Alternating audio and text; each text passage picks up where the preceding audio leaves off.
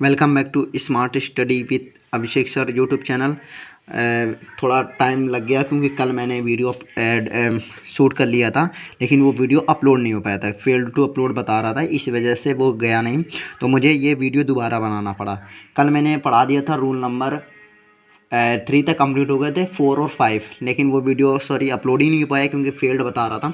इस वजह से आज मुझे ये वीडियो दोबारा बनाना पड़ रहा है और मैं आज आप लोगों के लिए रूल नंबर 4 लेके आया हूँ। रूल नंबर 4 के साथ साथ अगर समय के हिसाब से करूँगा, अगर समय मुझे लगा नंबर 4 आज बता दूंगा, और रूल नंबर 5 तो बिल्कुल छोटा सा है, मॉडल्स के ऊपर है, वो अगर आपको समझ में आ जाएगा। लेकिन रूल नंबर 4 भी उतना ज़्यादा खास इंपॉर्टेंट नहीं है, नहीं, क्योंकि आप लोगों का बता दिया गया है। जिसने मेरा लेक्चर नंबर 2 देखा हुआ है उसको ये रूल नंबर समझ में आ जाएगा, क्योंकि रूल नंबर 2 और रूल नंबर 4 सेम है। बस क्या बात हुई है उसमें हैज़, हैव, हैड में चेंज है। देखिए बात करते हैं, उस दिन मैंने बताया था डू, डज, डिड। ये जो डू, डज, डिड, ये मैंने बताया था कि ये क्या है, ये ऑक्सिलरी वर्ब है। कौन सी वर्ब है? Auxiliary verb. ये हमारी ऑक्सिलरी वर्ब है। ठीक उसी तरह से मैं आज आप लोगों के लिए लेके आया हूँ have, has, had and having. ठीक है, मैं ये भी लेके आया हूँ। तो अब बात करते हैं कि हैज़, हैव, हैड और हैविंग में क्या है। ये जो हमारा हैव है, हैव हमारा क्या है? वर्ब की फर्स्ट फॉर्म है, ये सिंगुलर फॉर्म है, ये हमारा क्या है? वर्ब की सेकेंड फॉर्म और वर्ब की थर्ड फॉर्म, और ये हमारा क्या है? ING form. अब बात करते हैं कि ये जो हमारे हैज़, हैव, हैड, हैविंग, ये सब हमारे ये जो है ना, ये हैं क्या? ये भी हमारी क्या है? ये ऑक्सिलरी वर्ब है। कौन सी वर्ब? Auxiliary verb. अब बात करते हैं ये ऑक्सिलरी वर्ब होती क्या है? वो वर्ब जो कभी तो मेन वर्ब की तरह काम करें और कभी हेल्पिंग वर्ब की तरह काम करें। जैसे main verb and helping verb. जब ये मेन वर्ब की तरह काम करती हैं तो ये अपनी एक्चुअल मीनिंग बताती हैं। कौन सी मीनिंग? एक्चुअल मीनिंग और लिटरेट मीनिंग। जब ये हेल्पिंग वर्ब की तरह काम करती हैं तो अपने साथ लाती हैं एक साथ में क्या? Main verb. अब बात करते हैं कि हम ये जो एक्चुअल मीनिंग और लिटरेट मीनिंग ये मुझे कैसे पता चलेगा? मैं बताता हूँ। ये जो एक्चुअल और लिटरेट मीनिंग होता है ना, ये सेंटेंस के द्वारा पता चल जाता है, क्योंकि जब बात करते हैं जैसे उसमें आता है इसका एक्चुअल मीनिंग होता क्या है, ये मैं आज आप लोगों के लिए पहले बता रहा हूँ। मतलब होता है अंडरस्टैंड, रिसीव, ऑब्टेन, ईट, गेट, एक्सेट्रा। ठीक है, एक्सेट्रा का मतलब इतनी मेन होती हैं। अब जैसे एग्जाम्पल के थ्रू और ज़्यादा समझ में आएगा। एग्जाम्पल देखना, आई हैव अ पेन। ये बात करते हैं आई हैव अ पेन, मतलब ये हैव क्या कह रहा है? पोजेस, कि मतलब मेरे पास है, अधिकार जमा रहा है। तो एक इसकी मीनिंग क्या हो गई? पोजेशन भी हो गई। ठीक है, उसके बाद बात करते हैं जैसे आई हैव अ डाउट।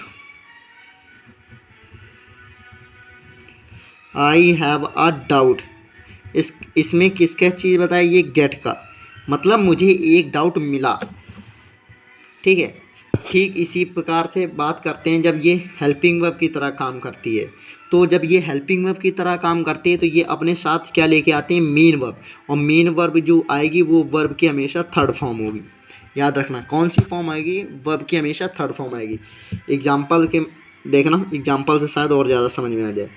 जैसे आई हैव, थोड़ा सा इधर करता हूँ, ठीक है।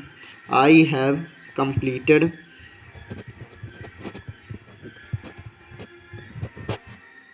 I have completed my work। इसमें देखो क्या आया? ये हैव आया, ये वर्ब की third form I, I have completed, रुको एक सेकेंड, मैं कैमरा सेटअप थोड़ा अच्छे से, कैमरा पास ज़्यादा आ रहा है, अब ठीक है।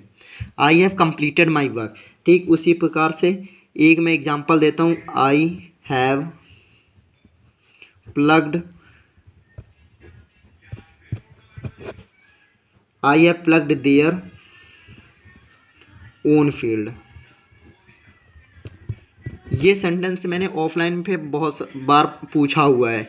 मैंने मतलब ऐसा नहीं पूछा, मैंने ये पूछा था कि मैंने अपना खेत जोता है या किसान ने अपना खेत जोता है, ये कौन सा टेंस है। तो बच्चे हमेशा मुझे क्या बताते रहे हैं, प्रेजेंट इंडेफिनिट है सर, प्रेजेंट इंडेफिनिट, क्योंकि उनको ये रटवाया गया है ता है ती है ते हैं आदि, जब कोई सेंटेंस के लास्ट में आते हैं तो वो हमेशा प्रेजेंट इंडेफिनिट टेंस कहलाता है। लेकिन मैं किसान ने अपना खेत जोता है, ये कौन सा टेंस है, प्रेजेंट परफेक्ट टेंस है। क्योंकि प्रेजेंट परफेक्ट टेंस क्या बोलता है, जब किसी कार्य को कंप्लीट हो जाना होता है। जैसे किसान ने अपना खेत जोता है तो काम हो चुका है, खेत जोत चुका है, तो मतलब या तो ऐसा होना किसान के द्वारा अपना खेत जोत चुका है, तो चुका है चुकी हैं, ये अगर आ जाता है तो बच्चे समझ जाते हैं प्रेजेंट परफेक्ट टेंस है। लेकिन जब ता आती हैं तो वो प्रेजेंट इंडेफिनिट में ले जाते हैं। तो मेरा एक ये है कि अगर आप लोगों को नहीं पता है तो इसके बाद तो मैं सबसे पहले तो मैं लेके आऊँगा नरेशन, क्योंकि बोर्ड के हिसाब से नरेशन चलाऊँगा। ठीक है, नरेशन के बाद मैं आप लोगों के लिए टेंस का लेके आऊँगा, क्योंकि जब तक बच्चों को टेंस नहीं समझ में आएगा तो हर एक चीज़ में गलतियाँ, स्टोरी राइटिंग नहीं कर पाएंगे, कुछ भी नहीं ऐसा कर पाएंगे। इस वजह से मैं, परेशान ना होइए, वो भी करवा दूँगा। ठीक है, अब बात करते हैं इसका, ये चीज़ समझ में आई। अब बात करते हैं, मेन काम है इसमें हैविंग का समझना, कि हैविंग का क्या वर्ब। हैविंग के साथ हमेशा याद रखना, अगर हैविंग वर्ब की थर्ड फॉर्म है तो इसको गलत मत समझना, क्योंकि हैविंग प्लस वर्ब की थर्ड फॉर्म मिलके क्या बनाती है, ये परफेक्ट पार्टिसिपल बना देती है ये। ठीक है, अब बच्चे मेरे से बोलेंगे ये परफेक्ट पार्टिसिपल क्या होता है सर। ये बताने के लिए मैं बता दूंगा आप लोगों के लिए परफेक्ट पार्टिसिपल, इसके लिए मैं एक अलग से लेक्चर बना दूंगा परफेक्ट पार्टिसिपल से, क्योंकि अगर परफेक्ट पार्टिसिपल में बताने बैठ गया तो ये मेरे रूल से नहीं हो पाएंगे। ठीक है, बस इतना समझ लेना मोटा मोटा, जब ये परफेक्ट पार्टिसिपल के बाद काम करता है तो हैविंग जो होता है ना, ये आफ्टर का सेंस देता है, और ये वर्ब की थर्ड फॉर्म क्या होती है, आईएनजी फॉर्म क्या आ जाती है। जैसे एग्जाम्पल मैं देता हूँ, शायद ज़्यादा समझ में अच्छे से आएगा, शायद क्या एग्जाम्पल के थ्रू ज़्यादा अच्छे से समझ में आता ही है। जैसे हैविंग कलेक्टेड द फीस, दे आगे क्या बोलूँ, they started teaching the student. ठीक है, स्टूडेंट्स समझ जाना। उसने बोला क्या, हैविंग कलेक्टेड द फीस, यहाँ पे जो सेंस दे रहा है आफ्टर, जो कलेक्टेड सेंस है इसका समझ में आ रहा है कलेक्टिंग। ठीक है, वो कह रहा है after collecting the fees, fees जमा करने के बाद उन्होंने स्टार्ट किया बच्चों को पढ़ाना। ठीक उसी प्रकार एक एग्जांपल और लिखो, having killed the man, the thief ran away, आदमी को मारने के बाद चोर वहाँ से भाग गया। ठीक है, ये हमारा था रूल नंबर 5। अब बात करते हैं रूल नंबर 6। रूल नंबर 6 में मैं बता दे रहा हूँ, क्योंकि रूल नंबर 6 और 5 अगर साथ में हो जाएंगे तो ज़्यादा सही में आए। रूल नंबर 4 कंप्लीट हो चुका है। जो हमारी मॉडल्स होती हैं, सारी मॉडल्स हमेशा अपने साथ वर्ब की फर्स्ट फॉर्म लेते हैं। अब बात करते हैं मॉडल्स होते ही क्या हैं, shall, should,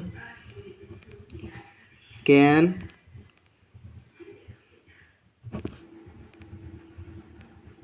could, may, might, will, would, और मस्ट, ऑट टू, ठीक है, ये हमेशा वर्ब की फर्स्ट फॉर्म लेते हैं। Example she will work honestly,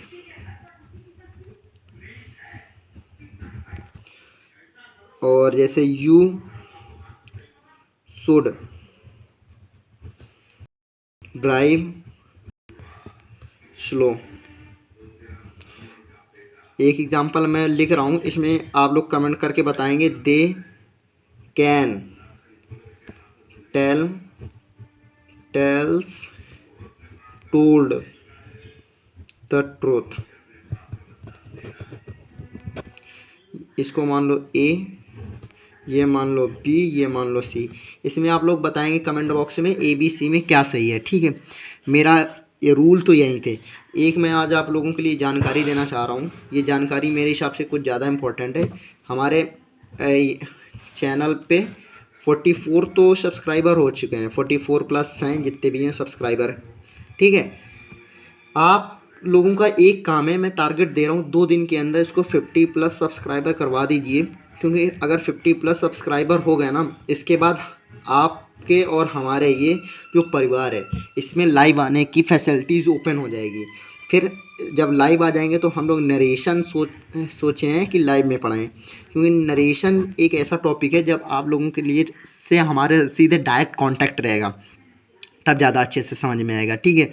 तो आप लोगों के लिए मैंने ज़्यादा कुछ नहीं बोला, 6 प्लस सब्सक्राइबर बढ़वाने हैं। इतने सारे लोगों, अगर हर 3 बंदे मिलके 1 करोड़ दोगे तो हो जाएंगे, ठीक है।